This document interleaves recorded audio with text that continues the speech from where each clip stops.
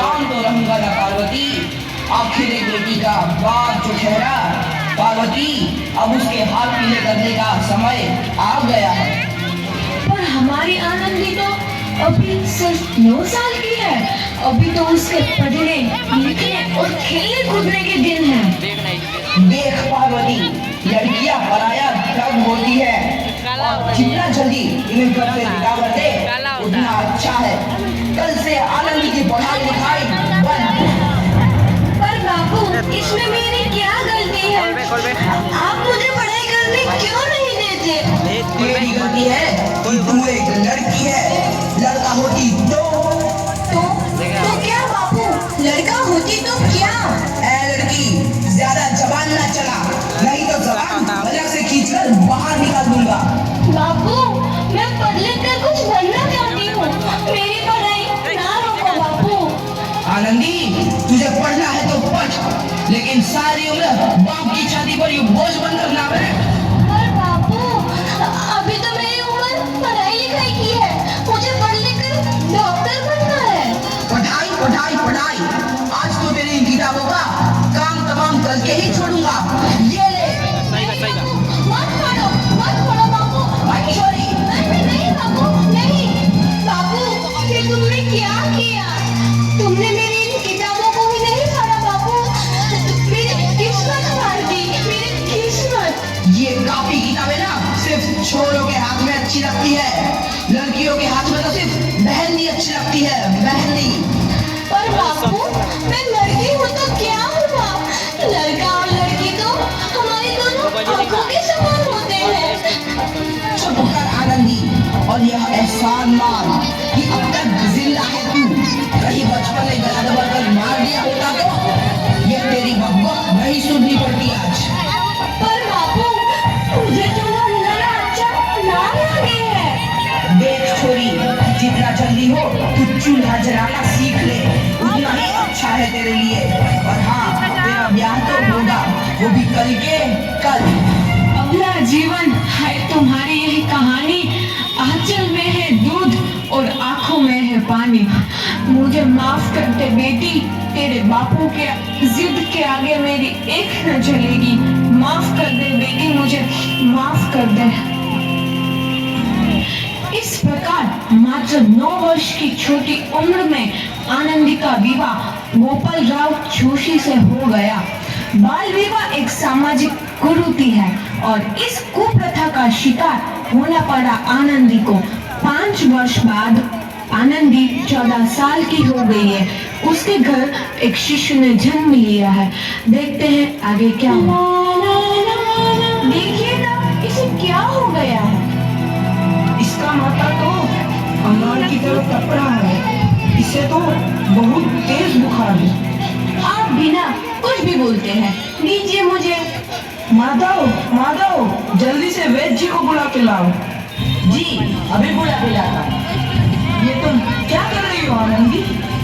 भगवान की विभूति लगा रही हूँ। बस करो आनंदी, ये सब अंधविश्वास है। अरे आप यकीन तो कीजिए, भगवान की कृपा से इसका माथा ठंडा हो रहा है और बुखार भी उतर गया है ना बाबू? देखिए, दीजिए मुझे। उठो बाबू, आंखें खोलो, तुम्हें तुम्हारी माँ बुला रही है। आंखें खोलो, देखिए ना इसे क्या हो गया है। आंखें भी नहीं खोल रहा। आंखें खोलो बेटा। आप चुप क्यों है? आंखें खोलो बेटा, आंखें खोलो। आनंदी, हमारा बेटा कभी आंखें नहीं खोलेगा। नहीं, ऐसा नहीं हो सकता। मेरे बेटे को मुझसे कोई नहीं छीन सकता, कोई नहीं छीन सकता। पागल मत बनो आनंदी। माधव, माधव। आनंदी, बंद करो ये पागलपन। भगवान ने मेरा बच्चा छीन लिया। भगवान ने नहीं, तुम्हारी अशिक्षा और अंधविश्वास ने तुम्हारा बच्चा छीना है। अगर तुम पढ़ी लिखी होती तो आज हमारा शिशु जीवित होता। तुम अनपढ़ थी आनंदी, अनपढ़। नहीं, अब मैं अनपढ़ नहीं रहूंगी। नहीं रहूंगी मैं अनपढ़। मैं पढ़ूंगी ताकि कल किसी और आनंदी को इलाज के अभाव में अपना बच्चा ना खोना पड़े। शाबाश हैं और यही तुम्हारे अपराध के लिए प्रायश्चित भी है।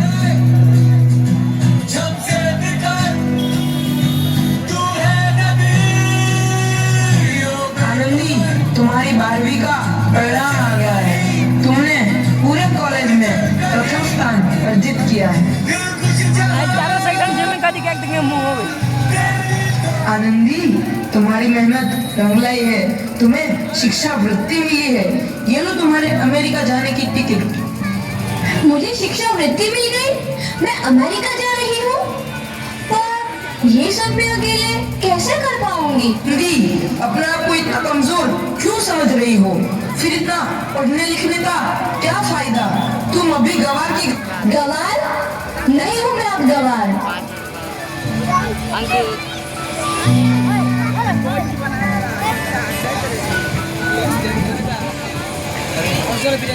तो इस प्रकार 7 अप्रैल 1883 को आनंदी अमेरिका के पेंसिल्वेनिया के लिए रवाना हुई और 3 साल बाद उन्होंने डॉक्टर ऑफ मेडिसिन की उपाधि प्राप्त कर ली। इधर आनंदी के पिता की तबीयत बहुत खराब है। आगे क्या होता है देखते हैं। लगता है अब मेरे जाने का समय आ चुका है। अब मैं नहीं बचूंगा। ऐसा मत बोलो।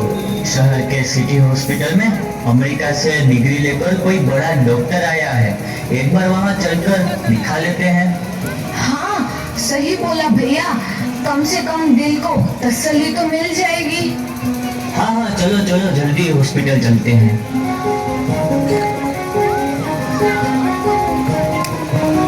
इस मरीज की हालत तो बहुत ही खराब है। कोई चमत्कार ही इसे बचा सकता है। ऐसा मत बोलो भाई। डॉक्टर साहब कब तक आ जाएंगे? लो आ गई डॉक्टर मैडम। डॉक्टर मैडम, जल्दी देखिए, मरीज की हालत बहुत ही खराब है।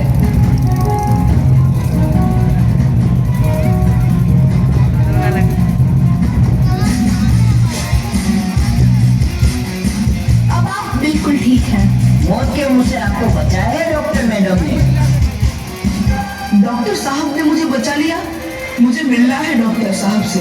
डॉक्टर साहब नहीं, डॉक्टर मैडम बोलो। डॉक्टर मैडम, उन्होंने ही तुम्हें जीवन दान दिया है। लो आ गई डॉक्टर मैडम, मिल लो उनसे। डॉक्टर मैडम, आपका बहुत बहुत धन्यवाद। आपने मेरी जान बचाई। इसके बदले में मैं गरीब भला आपको क्या दे सकता हूँ? वचन चाहिए मुझे कि कभी ये नहीं कहोगे कि लड़कियां कुछ नहीं कर सकती। वचन? ये कैसा वचन? अरे श्यामलाल, तुमने पहचाना नहीं? तुम्हारी बेटी आनंदी।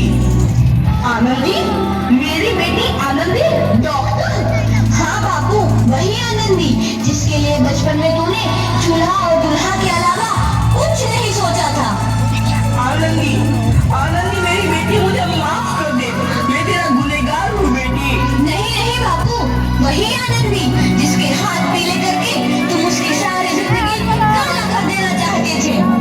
माफ कर दे मुझे मेरी बच्ची, माफ कर दे। मैं तेरा अपराधी हूँ मेरी बच्ची, माफ कर दे। नहीं बाबू, मैंने तो तेरा एहसान चुकाया है। याद है ना अपना एहसान जो बचपन में तुमने मुझ पर किया था? मैंने सुना कर जीते जी मार डाला था मुझको। अब बोल, और किस को मारेगा? आनंदी बेटी, मुझे माफ कर दे मेरी बच्ची। मैं तेरा गुनहगार हूँ। बाबू, आपने ही तो बोला था किताबें सिर्फ बेटों के हाथ में अच्छी लगती है, बेटियों के हाथ में तो सिर्फ मेहंदी। बेटों और बेटियों में फर्क करना तो आंखों में फर्क करने समान है। एक का पढ़ना और दूसरे का ना पढ़ना सामाजिक अंधकार है बाबू, सामाजिक अंधकार। उपकार मांगता हूँ मैं तुझ जैसी बेटी का, जिसने सारी उम्र मुझसे कुछ ना मांगा तो सिर्फ बराबरी का दर्जा। वरना सच तो यह है कि मैं तेरी माफी के लायक भी ना हूँ। मुझ जैसा बाप तेरी बराबरी कर सके, उसके मैं लायक भी ना हूँ मेरी बेटी, लायक भी ना हूँ। अपने बाबू को क्या माफ नहीं करोगी आनंदी? माफ कर दो आनंदी, माफ कर दो। सुबह का भूला यदि शाम को घर लौट आए तो उसे भूला नहीं कहते। तो इस प्रकार आनंदीबाई जोशी ने